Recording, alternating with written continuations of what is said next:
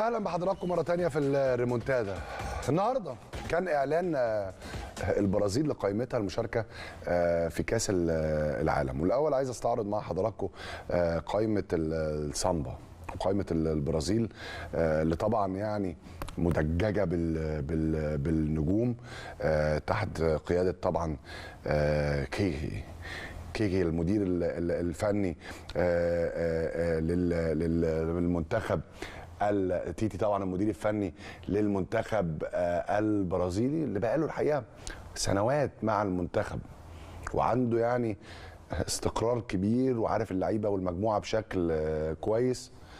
والبرازيل طبعا احد المرشحين الاساسيين للوصول للنهائي والفوز بالبطوله. الحقيقه لو بصيتوا في كل المراكز ازاي البرازيل قدرت ان هي يبقى عندها صناعه كره قدم بحقه حقيقي. ولما بكلمكم على صناعه كره قدم بكلمكم على الاهتمام بالمواهب ورعايه المواهب وعدد وكم الاكاديميات. يعني خلي بالكم البرازيل دول اكتر ناس كان ممكن يعتمدوا على موهبتهم بس، لان عندهم موهبه تفوق يعني كل حته. برازيل اصل الكوره، اللعب على البحر، اللعب حافي، اللي عنده الاساس، فممكن كان يكتفي بالمواهب اللعيبه اللي موجوده عنده. لكن الناس دي عرفت ان هو لو ما اتطورش في علم التدريب، ولو ما اتطورش في التاكتكس، ولو ما طورش تنظيم فرقته، وما طورش الناحيه البدنيه بتاعته، ولو ما صدرش لعيبه لاوروبا تلعب في التوب ليفل والانديه الكبيره بعدد كبير جدا، عمره ما هيقدر يواكب المنتخبات الاوروبيه الكبيره. فابتدوا يفكروا من 25 30 سنه ازاي ان احنا يبقى عندنا دوري محلي قوي وفي نفس الوقت نصدر لعيبه لاوروبا. عندهم كم من اللعيبه في اوروبا. خلي بالكم بقى البرازيليين اسوأ مننا في عمليه التكيف وعمليه التاقلم وعمليه الارتباط بالبلد والاهل والاصدقاء.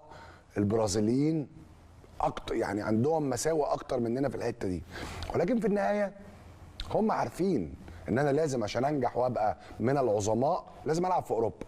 عمرك ما هتلاقي لعيب برازيلي عظيم اكتفى باللعب في ساو باولو، صعب، او ارجنتيني طبعا. كل اللعيبه هتلاقي لازم خد تجربه في اوروبا ولعب في التوب ليفل. يعني ريكيلم ده كان يعني راجل الناس يعني بيشيلوه من على الارض في بوكا جونيورز مثلا، لكن خد تجربه، راح برشلونه وراح فياريال وراح اسبانيا وعاش سنين في اسبانيا، لان الناس دي عارفين ان هو عشان يقدر يواكب اللعيبه دي ويواكب المنتخبات دي لازم يكون عنده لعيبه بتلعب في التوب ليفل وبتلعب عدد لعيبه كافي، مش واحد ولا اتنين، لا 30 40 لعيب. النهارده المدرب اكيد عنده صداع كبير جدا، اختار مين ولا مين. لعيبه مميزه في كل حته، في نيوكاسل وليون وست هام وطبعا مانشستر يونايتد ومانشستر سيتي، وطبعا لعيبه في ايطاليا ولعيبه في اسبانيا في برشلونه وريال مدريد. راجل يعني عنده كده لاكجري كده بتاع الاختيار بتاع اللعيبه. يعني موضوع طويل، واحنا على فكره عندنا الامكانيات. انا والله احنا لو ما عندناش الامكانيات ما اتعب نفسي، لكن انا صعبان عليا كم المواهب اللي عندنا والتاريخ اللي عندنا ومدرسه اللعب اللي احنا ابتدينا نفقد هويتها. حاجات كتيره جدا صعبان عليا ان احنا بنتاخر فيها. وعدد اللعيبه المصريين اللي بيلعبوا في اوروبا اللي ابتدى يقل بشكل كبير جدا. حاجات كتيره جدا، ولكن اهم من كل ده ايه هو؟ ان انت تزرع الانتماء داخل اللعيبه، ان تمثيل منتخب بلدك ده اهم شرف ليك، واهم شرف لعيلتك، واهم يعني اللعب لمنتخب بلدك هو اهم من التواجد مع اي نادي مهما كان اسم النادي ومهما كان تاريخ النادي. وعلى فكره عايز اقول لكم ان في كل دول العالم دايما بيبقى فيه يعني تعليقات على قائمه المنتخب، لان عمر ما المدرب هيطرح اسم 25 26 لعيب وكل الناس هتتوافق عليه، او كل الناس هتقول انت 100 100 في ال 25 26. دايما كل واحد يبقى ليه راي من الخبراء من المحللين. ده بيحصل في انجلترا، بيحصل في اسبانيا. الناس بتهاجم لويس انريكي في اسبانيا عشان ما بياخدش راموس. الناس بتهاجم ساوث جيت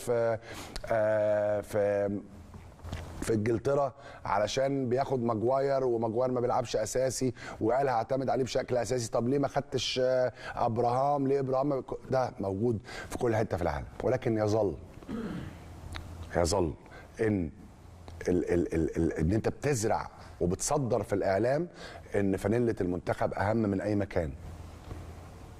تعالوا شوفوا فرحه اللعيبه البرازيليين وفيديوهات ليهم والاهاليهم لحظه الاعلان عن وجود ابنهم او الزوج او الاب والابن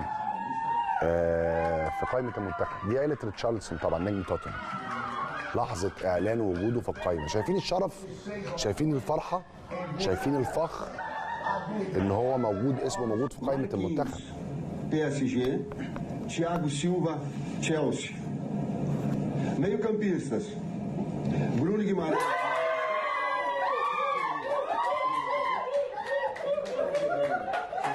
ده جيماريش. ليفربول. فريد. فرحه. اهم حاجه، اهم انجاز ممكن يكون يحصل في حياته. ده انتوني لاعب مانشستر يونايتد، هو وعيلته يحتفلوا باعلان وجود صديقهم او اخوهم في قائمه المنتخب. الكلام ده على فكره مش كلام كده متصور اي كلام، خلي بالكم. ده بيصدر للشعب وبيصدر للجمهور وبيصدر للاطفال وبيصدر للاجيال اللي طالعه ان اهم شرف هو تمثيل منتخب بلد. تمثيل منتخب بلد. وقلت لكم وباكد لكم ان دايما هنختلف ونتفق مع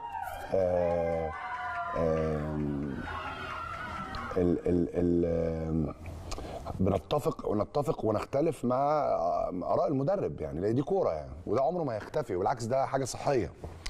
ولكن عمرك ما هتلاقي مسؤول في نادي بيتهم المدرب ان هو ما بيفكرش في دماغه ان حد بيختار له اختياراته. عمرك ما هتلاقيها. ليه؟ لان ده تشكيك في ذمم المدرب.